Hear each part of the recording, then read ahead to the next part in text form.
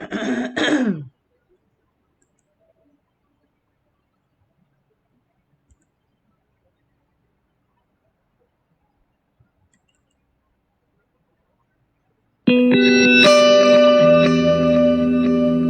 ang Broad Stream Cast Communicators, ang naiba at kakaibang plataforma sa digital broadcast. Mula Luzon, Visayas, Mindanao hanggang sa iba't ibang dako ng mundo. Broad Stream Cast Communicators, ang sandigan ng sambayanan mula sa walang labis at walang kulang na pagbabalita, paglilingkod, maglalahad ng mga mapagbuong komentaryo at usaping pambayan para sa kapakanan ng karamihan. Broad Stream Cast Communicators, tuwirang maglilingkod ngayon hanggang sa susunod na henerasyon.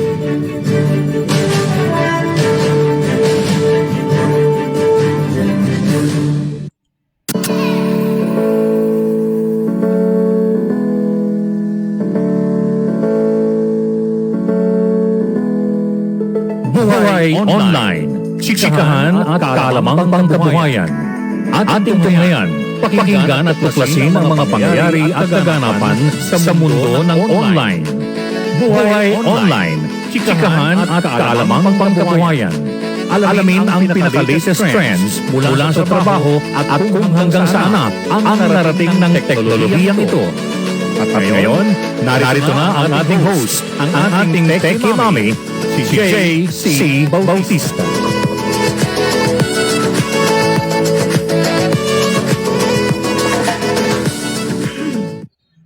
Sorry, I have no water. Hello, happy Friday, everyone. It's a Friday. It's a hot Friday, I can say. Pero ako po ay nandito sa Manila. I've been here since yesterday and broadcasting from my friend Gigi Chuidian Lim's nice home, who my gracious host every time I'm here in Manila kasi wala na po akong bahay dito ever since I moved to Pampanga 2 years ago. But anyway po, happy Friday everyone. And kahapon po, if my broadcast seemed to be a bit strange, I was a little bit frazzled kasi po ako ay na-scam na naman because of online purchasing na hindi na ako nadala-dala as my partner and my child have been warning me about. Pero talaga sinadya ko naman ko yun kasi it's a preamble, it's a what do you call this? It's a prologue to yung show po na gagawin namin tungkol sa anti yung mga cyber crimes and all those things and online, everything online, those things that happen, online shopping, online pros and cons. And yun nga po, ako po yung nag-order. There was po, I was trying to find it, hindi ko na mahanap yung ad na yon na nagsasabi na, they were selling refurbished phones, no? For cheap. May mga iPhone pa nga doon na sabi, you can buy for 5,000 or iPhone 12, iPhone 11. So, ginawa ko, tinesting ko, doon sa pinakamura na makikita ko para just in case nga, no? At yun, there was an ad there, S9, Samsung S9 or S10, I forget now, for only 939 pesos. So, inisip ko, testing ko to para ma-expose ko rin sila. So, that's what I did. I ordered that sa TikTok shop. Kasi meron pong legit na TikTok shop eh. Siguro my mistake is that I didn't bother anymore checking if that TikTok shop was really the one, online, no? But it's, dumating po yun kahapon sa bahay ko, dyan sa Pampanga, from TikTok shop, dala ng rider, sa label po and all, kinuha niya ng aking partner, bukas ko, sa Monday ko na napapakita, na TikTok shop nga pinanggalingan, JT Express na nag-deliver, binigay ko yung money. I was broadcasting that time, so hindi ko, what I should have done was to open it in front of the rider. Really, that's my mistake. Kasi in the past, yung aking partner, ginawa niya yun sa na-receive niya before na in order. Sinoli niya kasi pagbukas niya, it's not what he ordered. Yun naman, color lang ang sapatos na mali, no? Pero nabalik niya. My mistake was hindi ko nga binuksan, tinanggap ko, at in-unbox ko dito kahapon. And then I saw, to my horror, well, kasi mabigat siya eh. Na box, no? Parang cellphone nga naman, mabigat. Yung pala pagbukas ko kaya mabigat. Kunya, mas 2 pack ng wet ones ang nakalagay sa loob. Pinakita ko ito kahapon eh. So, obviously, it was a scam, no? TikTok shop kunyari. So, please, if you see an ad on Facebook, uh, enticing you to buy refurbished or yung refurbished po yung factory na good as new nakabigyan they're they're they're refurbished and fixed yung mga lumang cellphone na model nire-refurbish nila. Uso naman niya kasi sa America tsaka sa ano yung refurbished, di ba, parang second hand cars, ganyan, second hand phones, good as new. Do not buy into it. TikTok shop sila kunyari. Scam po yan, scam. Parang yun. So, lesson learned again, no? But we're trying to get to the bottom of it. Nireport ko na sa JT Express kasi actually, after that, nung na-discover ko, pag-unbox ko dito, minutes pa lang umalis siya. So, pinatawag ko dun sa my partner, si Jenny.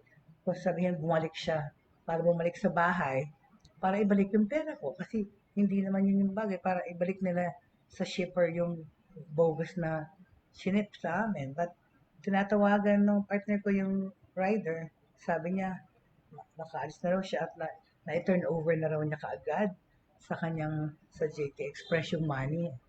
Na mag-report na lang daw ako. For me naman, that's a little bit also shady because kakaalis lang niya sa bahay ko. Not even minutes away, maybe 5 minutes. Yung rider, biglang na-turn over na niya. Ay, ang alam ko, tina-turn over mo yun at the end of the day, yung pera or something or in between. But it was really weird because when we were calling him back, hindi na siya sumasagot. Tapos until I said, may CCTV doon sa area namin, nakunan yung mukha mo. At the same time, i-report ko na to, dapat, bumalik ka at ibalik mo yung item sa office nyo. Otherwise, sabi ko, this is gonna go viral, I'll report it. Biglang nag-text siya sa akin to say na, it's already daw, he already turned it in sa kanyang office sa JT Express. At sinabi daw ng JT Express sa akin, ako nang kausapin ko yung seller. Hello? Hindi ganon, di ba? At kausapin ko yung seller, hindi ko na nga mahanap kung ano yun, yan na yan. Fine, it's my fault, I bought in, but no, they're the shipping company. They know where that thing came from. They can trace it back. So, they should, at saka alam ko yan, bago mo i-remit doon, di ba? I-remit yung pera doon sa seller, parang Lazada, tinatanong muna kung okay sa tumanggap. So, JT Express, if that's really your policy, na kami pakausap sa reseller para maka-refund, nasa inyo yung pera, kakabigay ko lang, hindi posibleng na i-deposit nyo na kaagad sa bangko yan. No, it's not right. Because you should also help. No? Kayo tumatanggap, kayo nag-ship matatrace back nyo kung sino yung nagpa-ship. Instead of helping me, sabihin sa akin na usapin ko yung seller. No, that's not the way. Ito pa yung message ng rider na yan. Let me just read it.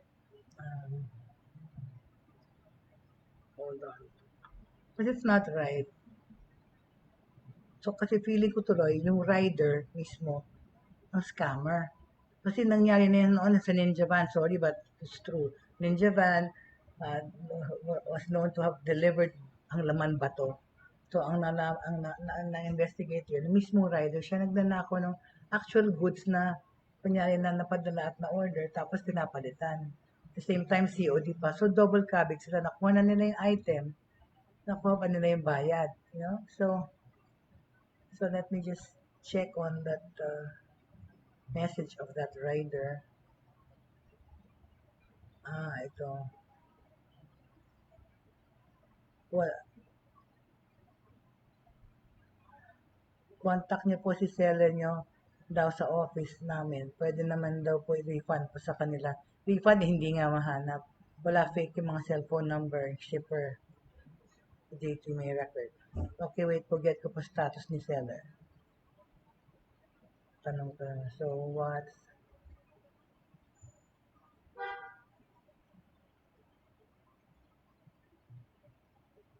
dapat di nyo sila bayan?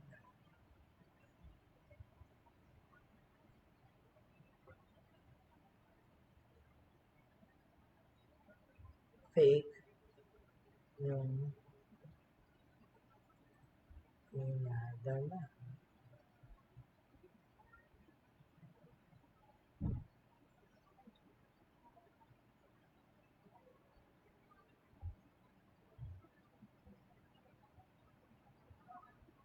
Parang Lazada. Sorry, kinakausap ko lang tong rider.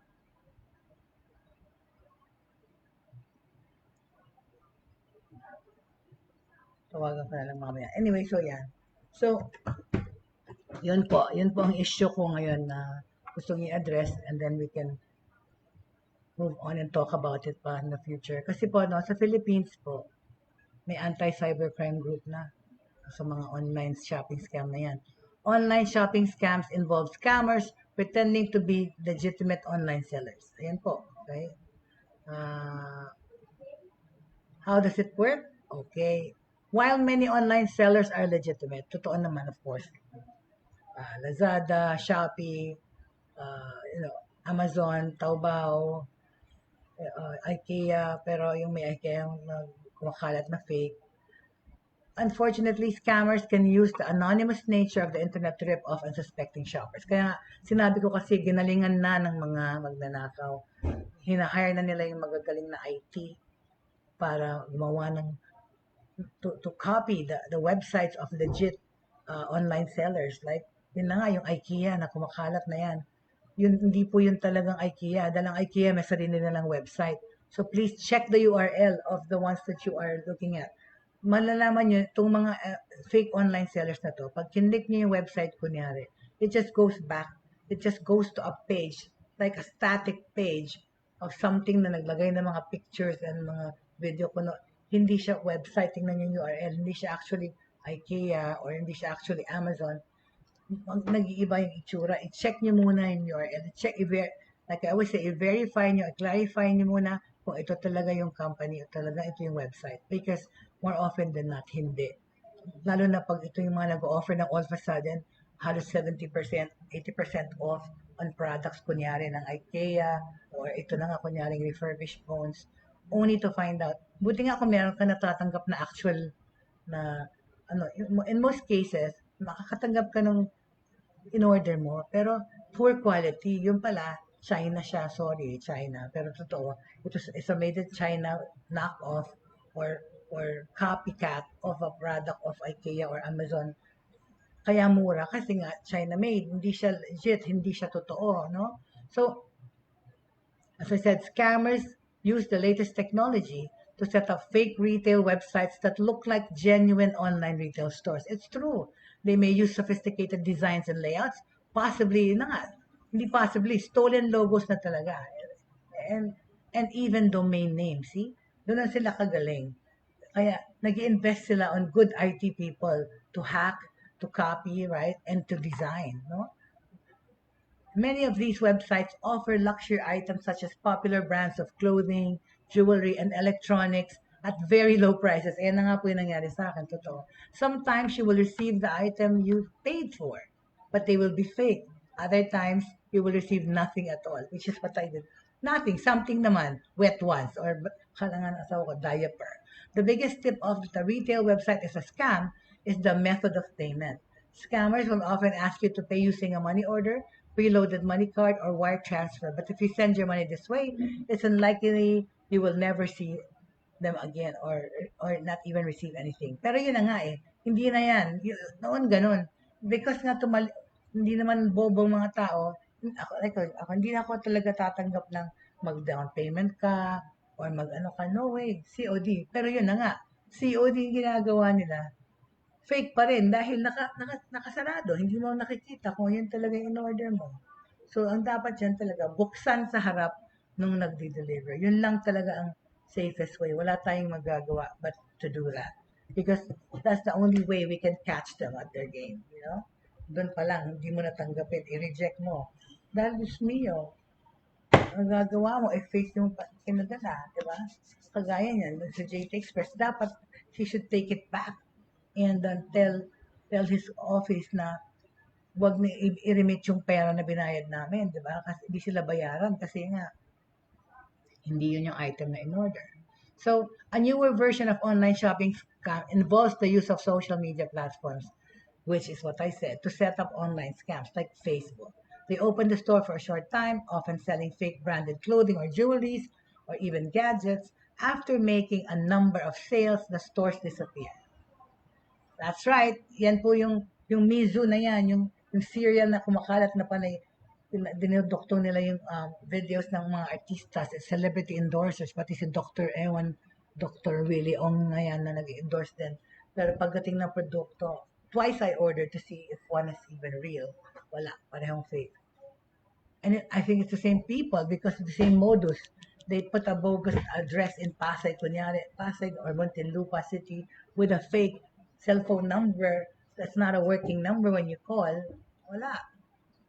Pero ayun, tanggap ka agad ng order mo. Tsaka kahit di mo pa there's even a time hindi ko naman pinostro yung order, nabigay ko lang yung information ko, pinadala pa rin, nireject ko lang. So, they also use social media to advertise their fake website. So do not trust a site just because you have seen it advertised or shared on social media. The best way to detect a fake trader or social media online shopping scam is to search for reviews before purchasing. Exactly. Hanapin niyo yung product kung meron such a thing na review. At ano po ang mga warning sign, okay? A product is advertised at an unbelievably low price. Yun na nga yun. Yun nga yung come-on dun eh. Or advertised to have amazing benefits or features that sound too good to be true. Sandali lang po iinom lang ako. Ang inat.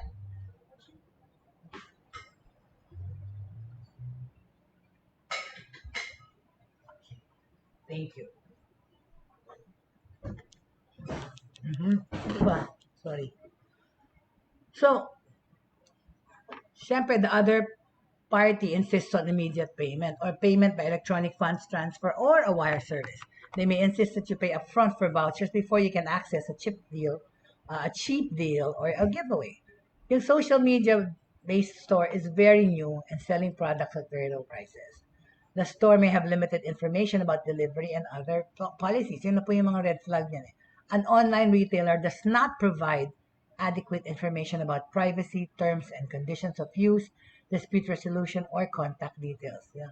Pag walang ganon, the seller may be based overseas, or the seller does not allow payments through a secure payment service such as PayPal or a credit card transaction. Hindi nila yung ina-allow kasi matitrace sila. So, protect yourselves, okay?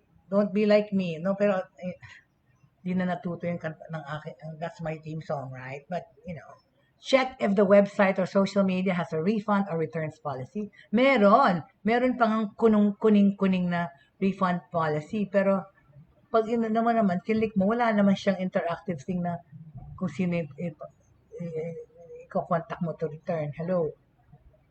And that their policies sound fair.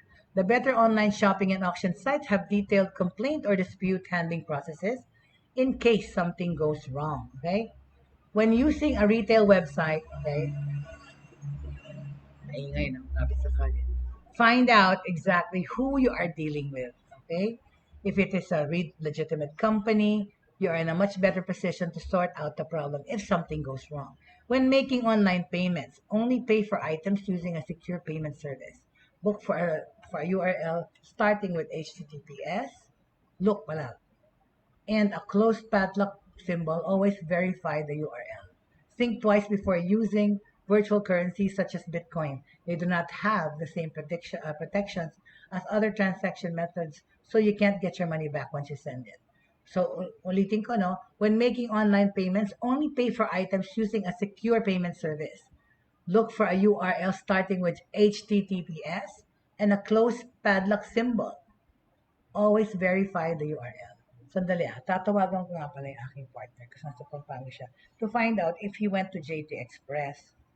Let me just, kasi sinabi nga, pumunta doon at no, doon mag-complain kasi nasa kanto lang ng bahay namin yon. So, let's find out now, okay? If he did go there. We're live. We are live here at Gigi Trillion Lim's home. Let me just find out. Nag-ano lang ako. Let me just find out if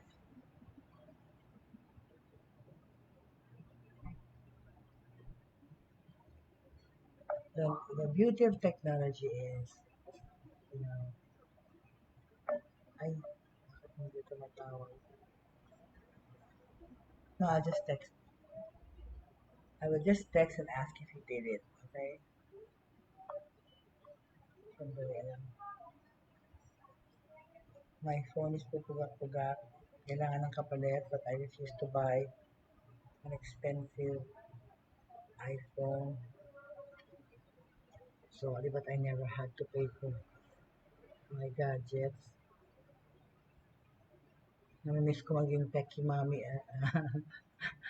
with a column. Dati pinapatestal sa akin lahat ng mga latest phones and everything else. That's why hihinaing akong to actually pay for it myself.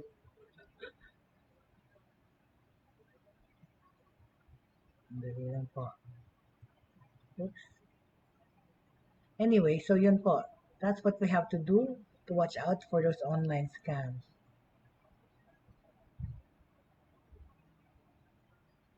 Oops.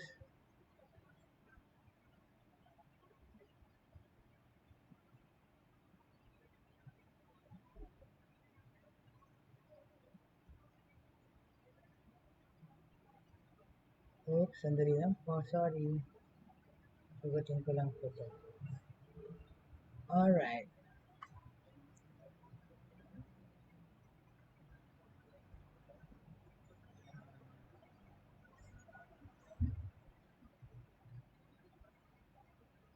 Hold on, sorry. Okay.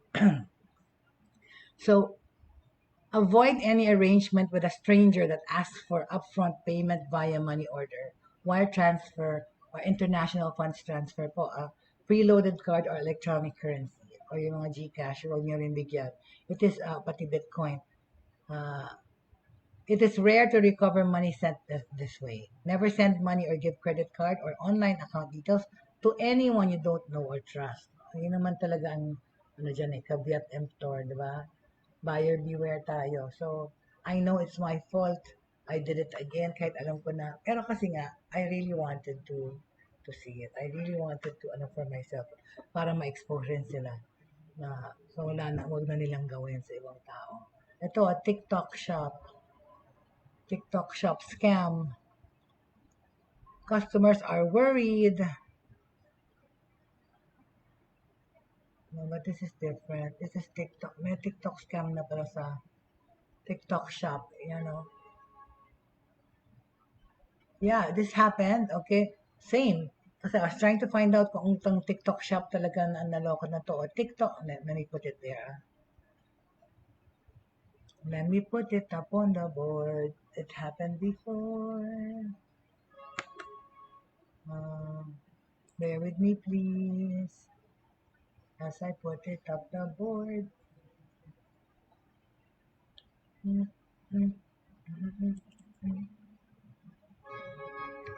Ano ba yan? Ano ba yan? Meron ba ditong stasyon ng bus? Ng train?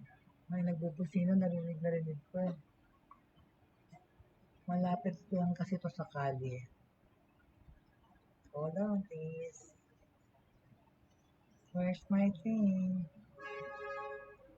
Do, ang kulit. Bakit nakakapasok ng bus dito sa residential area? Itong itong Timog Marato area na to eh. Shut up! Oh, here. Let me just show you. Oops.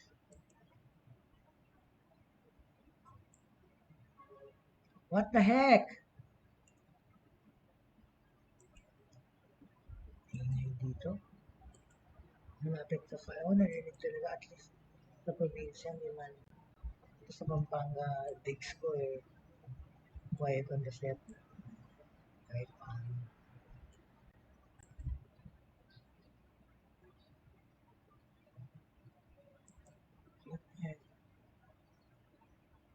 Ano ba to?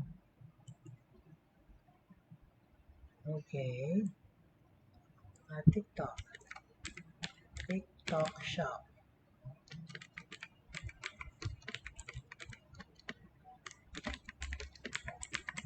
Alright, so I'll put it up on the board kasi nangyari na pala to sa TikTok shop. Sa nahanap ko. Tingnan natin how. Oops, let me just get it. Let's see what we have here. So that was 939 down the drain yesterday. Parang feeling ko talaga, nakaka-drain lang kasi diba, pinapaghirapan naman natin our hard-earned money only to be scammed by people who are making easy money. It's annoying. Hi. TikTok. What do I call this? There you go.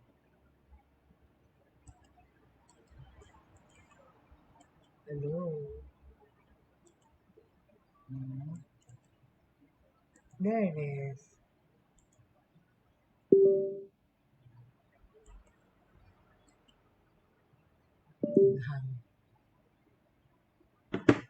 Ano ba yan? Ang computer ko. There. Okay. TikTok shop customers are worried that they are buying fake products. So,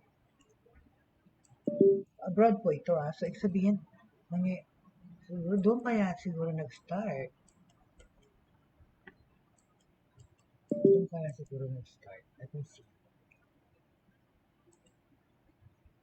TikTok is definitely in need of a whole new culture of accountability. Sinabi ng isang customer.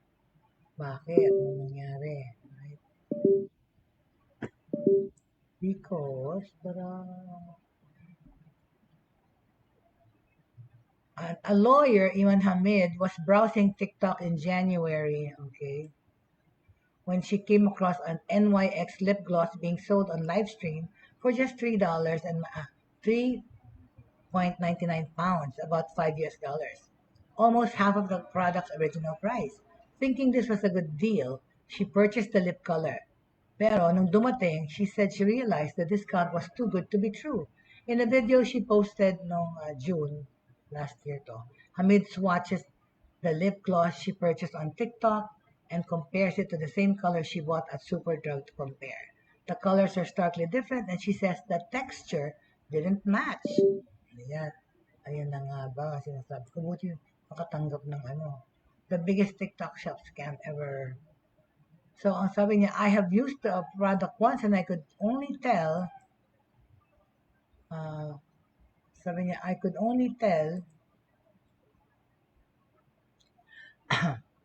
excuse me, from the first use that it was fake because it faded so fast and the color was off. So, TikTok launched its marketplace September 2021. And since then, vendors have sold items often at highly reduced prices, including a sunset lamp that has gone viral, as well as the famous TikTok water bottle that both sold for 99 pesos. Hamid was not alone in her experience. People on the platform have said that products they purchased in app were fake. Several videos have been posted on TikTok with users questioning the authenticity of the product sold. Well, here in the Philippines, there's scammers using TikTok shop's name. One TikToker compared the sunscreen they previously owned to the one they purchased on TikTok and immediately noticed differences in the packaging, saying in the video the image on the box has been printed. There's also no braille on the side of the box. Ayun na nga po Bago-bago pa lang itong TikTok shop, di ba? Ginagawa na nilang scam. They also noticed a huge difference in the color of the sunscreen itself. A customer told BuzzFeed News she has been refunded. The customer who posted the video provided BuzzFeed News with a screenshot that appears to show the TikTok shop she purchased the sunscreen from is now closed. A spokesperson for TikTok confirmed that the shop was removed from TikTok Shop UK to policy violations regarding counterfeit products. Several commenters on Hamid's TikTok video shared their experiences of purchasing what they believed to be a fake product from TikTok. Oh my gosh. So, di ba, matagal na pala ito naman nangyari, right? Oh my God. Ay, sandali, sumagot yung ano ko.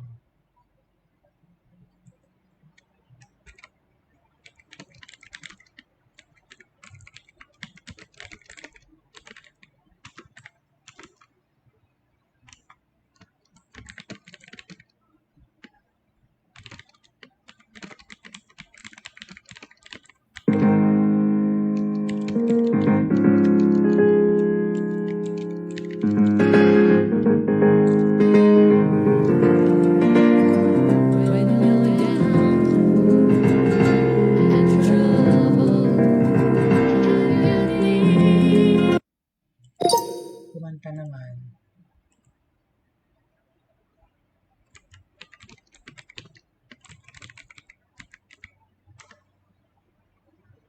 It means fake talaga. Oh my God. It's shocking to me to see how many people have actually gone through the same problem.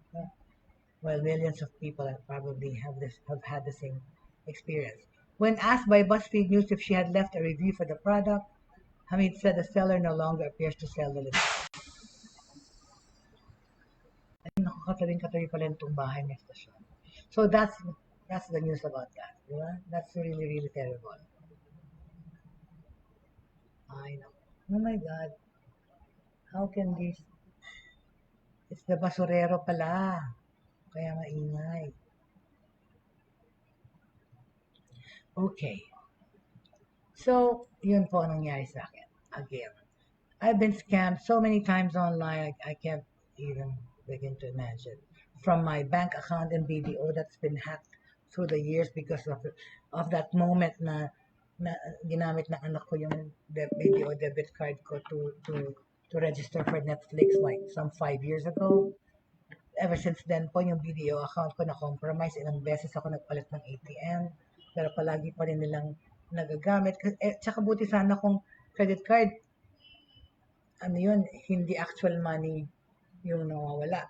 Pwede mong i-refund, pwede mong i-reverse agad. Ito, debit card po yun. Mula nung nag-join ako ng Netflix like 5 years ago or more than 5 years ago. And my son used my video account. Yun, all of a sudden, bigla ko nahalata. May mga charges na, may Uber pa nun eh. So, 6 years ago maybe. Uber charges were being charged to my card perennially through the day. Maybe like 6-8 times a day Uber. At international yung mga kumukuha ng Uber cars. Hello. Tsaka sinacharge nila unti-unti. Hindi one time, big time. Ang pagnanakaw ay unti-unti. So, nireport ko yun. They reversed the charges, but after a few weeks, ganun pa rin, paulit-ulit. Tapos, tinesting ko, dinawasan ko yung minimum na deposit ko doon sa account na bukas ako ng iba. At the time, I had 2 other video accounts, which is a dollar account and another account. Nahack pa rin ng nahack. So, till napagod na kami, pati ang video, hindi na nila ma-explain that even if I change the ATM card, it still happens. So, there must be something, it's either about my URL or something. Buti sana ang yaman-yaman ko para na-count nila doon. Pero, yung isang account na iniwanan ko ng 5,000 lang, na zero out nga nila eh. So, kinlose na lang namin. So, it kept happening again. So, I decided, hindi na ako maka-ATM ng video. Kasi nga, trace nila somehow, palaging inuulit. Kasi na-test ko yan. I opened the PS Bank account just to make sure para I can have an ATM card. No? Pero wala. 2 weeks pa lang ang paggamit ko ng PS Bank card, may nagtatanggal na kaagad sa debit. So, kinlose ko na naman ulit yung ano na yun ng PS Bank ko to hindi pwedeng mag-ATM. So, na-stress na ako dun. So, these online hackers or whatever crooks are talagang sindikato to eh, right?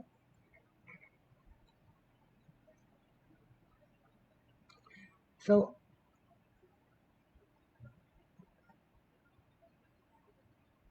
ayan. So, if you're, meron dito if you're buying from TikTok ads, okay, which is ngayon, sasabihin ko na, TikTok ads or any sort of, any online, please make sure to check those things that I said, no?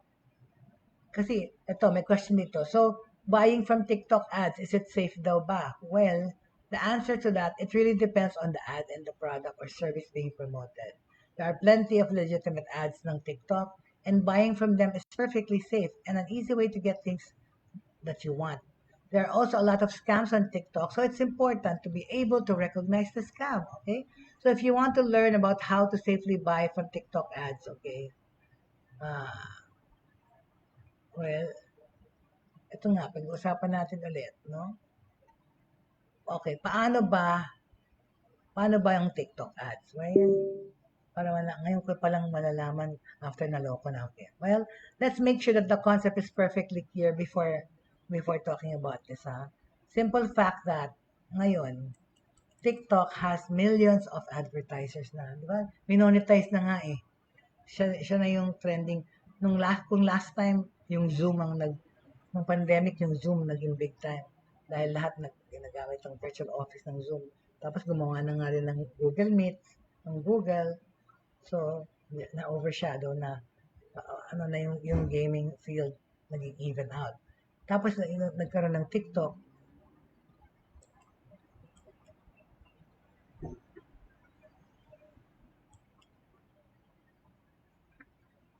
It's happening. Sandali nga. Parang naghahang. Naghahang.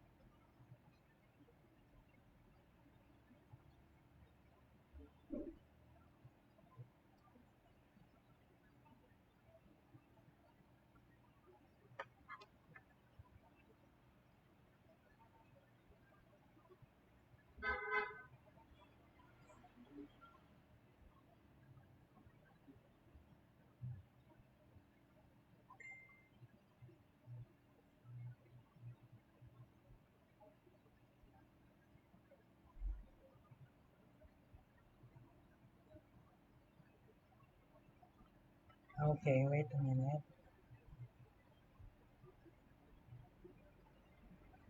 Okay, so, ayun po, sorry may nag-text. Let's make sure that okay, the simple fact that TikTok has millions of advertisers and from such a huge pool, you will see a mix of mga reputable, pati hindi yung mga totoo. Yun na nga, yung kagaya ng aking pinaniwalaan o kalang totoong TikTok Play Shop ad, no?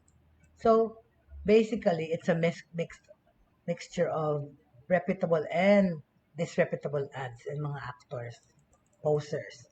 The rest of the, okay, according to the TikTok website, the company is working on improving brand and safety. Okay? The claim is that the primary ads, the ones that load when you first open the app, should be safe. Okay lang yun. They are working on improving the safety of in-feed ads. There are a few takeaways again, okay? First, TikTok offers no guarantee related to ad safety. As far as the TikTok promise goes, any ad could be unsafe. Oh, at least sinasabi naman pala nila yun. Second, TikTok is tacitly admitting that unsafe ads exist on the app. Oh, ayun pala.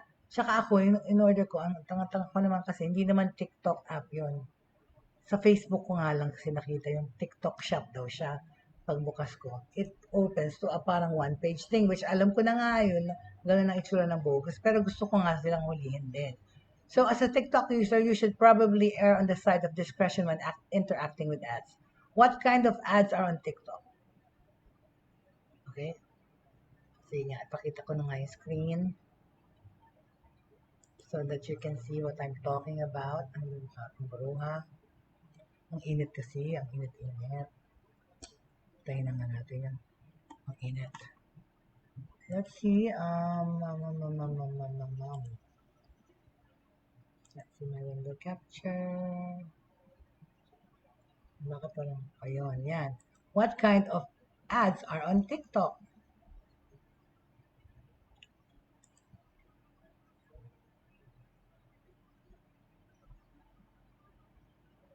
Well, it might be easier to, to say that safe and unsafe ads if you know a little more about TikTok advertising, but merong combination. The ecosystem focuses on video ads, which is not surprising considering that TikTok is all about video content. In a manner of speaking, ads are another aspect of content ng TikTok. Basically, you can see video ads for everything. You will see recognizable brands, you'll see things you've never heard of, you'll see them when you launch the app and interspersed through your personal feed. They are even embedded into user-generated content. Ads are inundated. Napakadami ng ads ngayon sa TikTok. Kasi nga nag-monetize na rin. With all that, scams do exist and we'll go over some of the most common, okay? How is TikTok regulated? Nare-regulate pa even, di ba? Nare-regulate pa. Yan ang question. Nare-regulate ba ang ads? Tama bang pag-regulate? So, you might wonder why ads are allowed on TikTok in the first place, right? Well, kasi nga, they're monetized. Money ulit. You also might wonder what resources are available if you fall victim to a scam. Well, TikTok is a Chinese company, or whatever. Since it's based in China, it is subject to Chinese regulations, which are considered different from regulations in other countries. Ano ba yan? In order to operate internationally, TikTok does not conform to some international agreements. Like, hello, China doesn't conform with a lot of international agreements. But there are very few solid regulations. Very few. Even kung kukunti itong mga rules na to, there are very few things that governing bodies can really do about scams on TikTok. Naku, Diyos ko, walang kwenta. As an example, the United States government tried to ban TikTok noong 2020, The regulation said that TikTok could not operate inside of the United States unless it sold U.S. control to a U.S.-based company. Only fair, right? Ultimately, that ban could never be enforced and TikTok has not changed how it operates within the U.S. O, di ba? Winner pa rin si TikTok. Winner pa rin si China. Similar regulations in other countries have met similar fates. Generally speaking, it's difficult to internationally regulate a tech company. Yun. Hindi mo ma-regulate. Hindi lang TikTok, any tech company for that matter. Bakit si Facebook? Si Meta, na ano siya sa Amerika. Sakit lang pa ako. You can still report the event to your own authorities. You can also try to dispute charges through your card user. Akaso nga ako cash hindi yung credit card. Hello, it's cash. Sometimes these bodies can reverse the damage and you'll come out okay. But more often, the complicated nature of regulation TikTok prevents a positive outcome. Sad to say. Your best bet is to avoid scams in the first place and knowing how some of them work can help. Okay? So, ano mga common scams sa TikTok? Well, oops, ano nangyari dito? Nasisira na ang ulo ng computer ko. Anyway. What is wrong? So what are the common scams on TikTok? Ay, nako. All right. Is it safe to buy from TikTok ads? Sinabi lang natin. The answer is still that sometimes it's okay. Actually, yun na nga yun. Caveat emptor. Buyer beware na lang tayo. Okay? Other times, you're walking into a scam. Ano to? Anong mga scams sa TikTok, ha?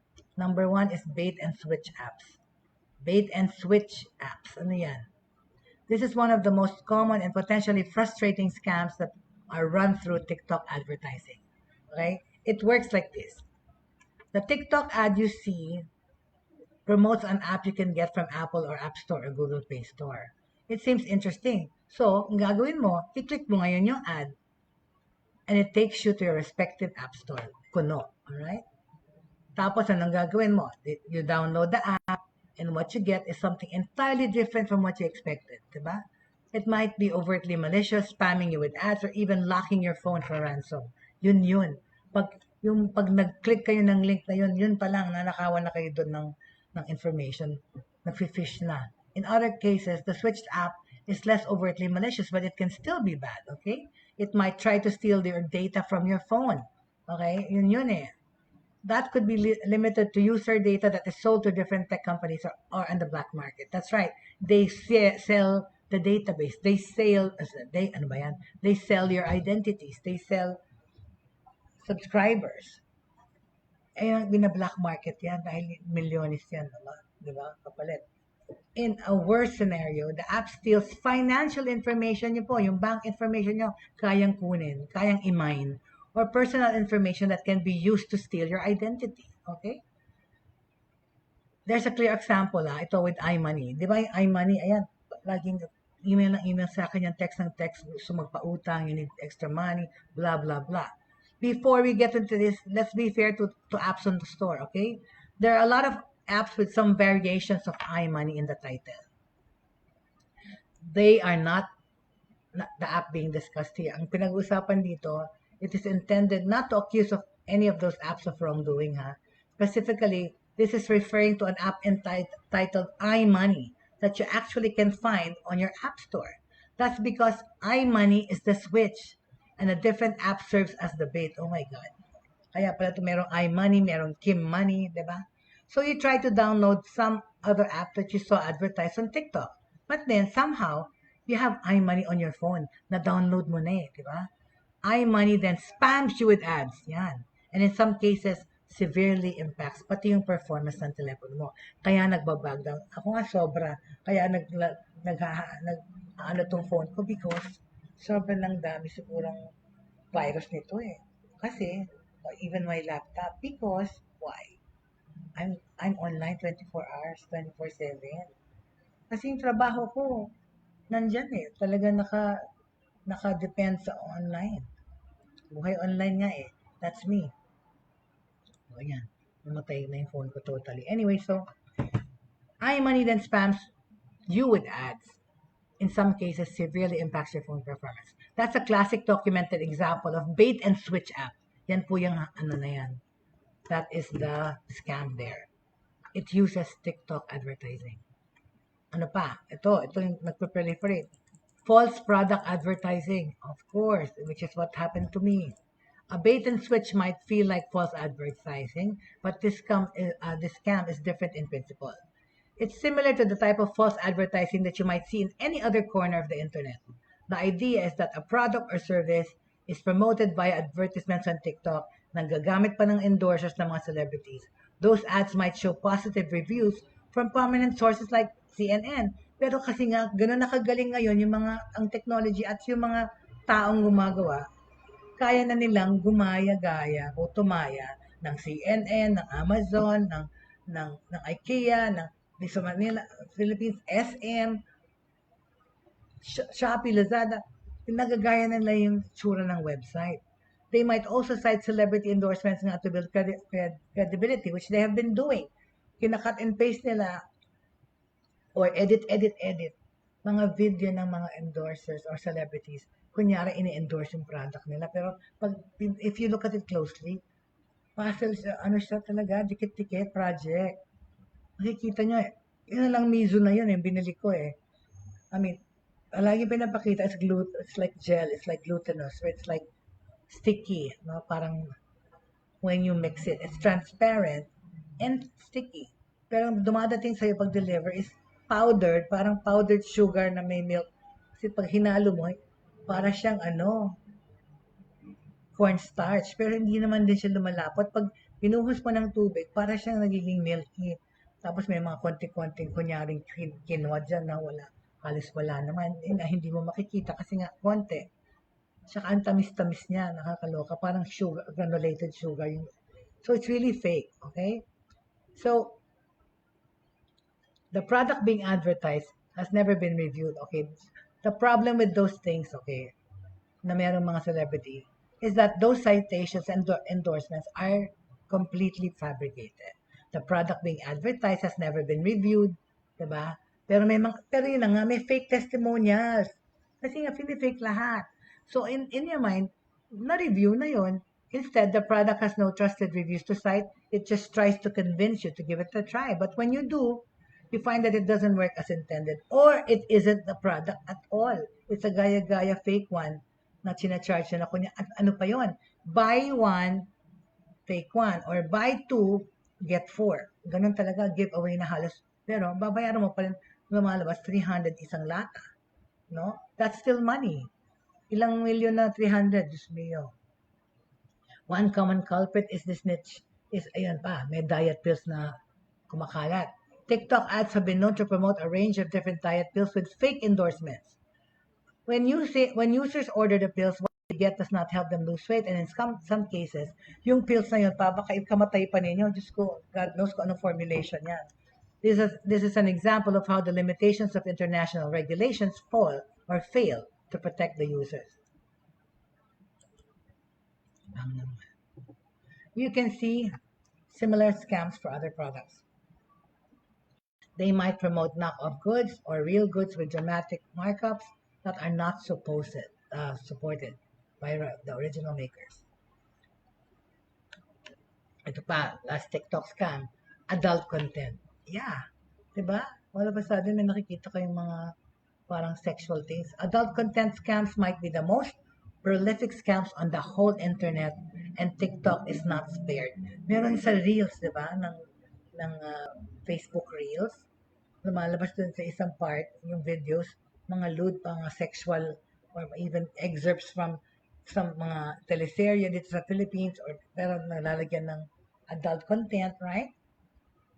The traditional adult content scam promises free content, but not until you provide a credit card or other payment information.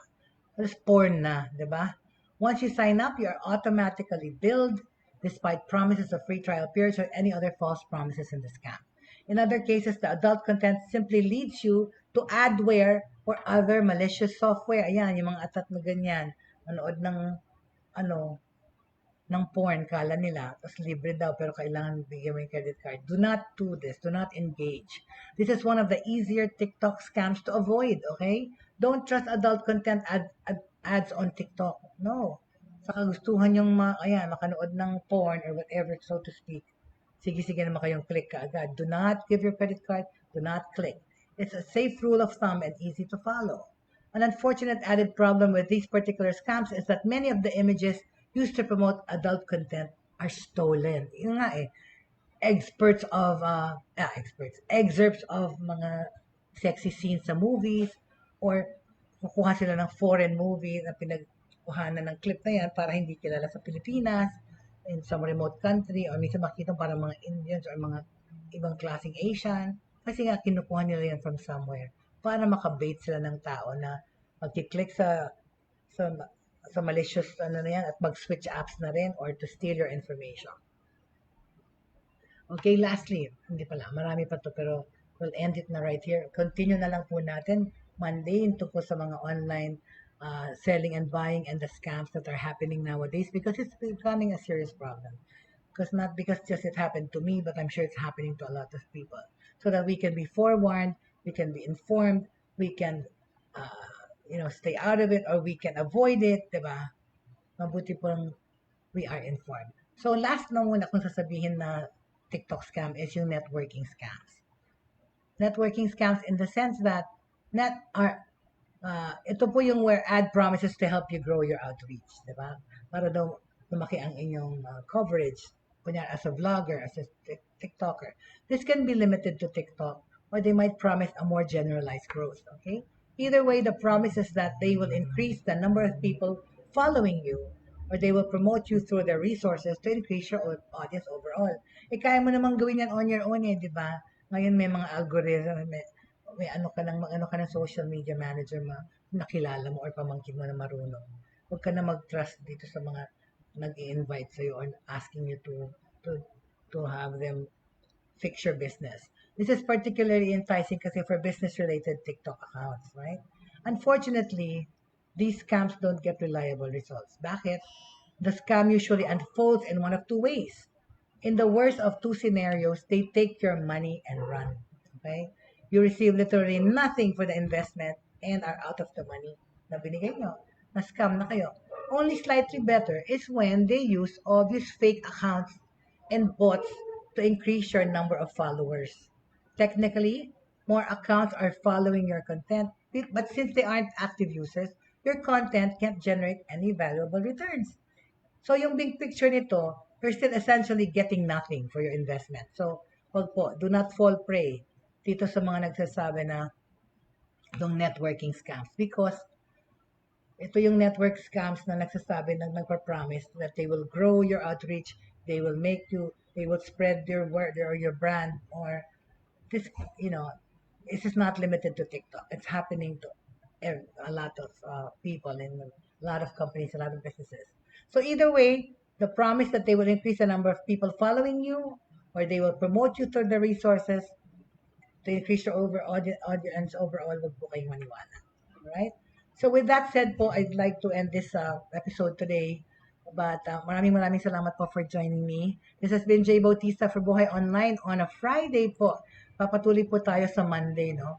At babalik na ako sa Pampanga this afternoon. Thank you so much for joining me today here on Buhay Online on a Friday. And I hope you enjoy your weekend. Have a safe weekend po. There's still the virus going around and we still have to be careful in a lot of respects. So maraming salamat po. And thank you so much for joining me. And at the end of the day, three things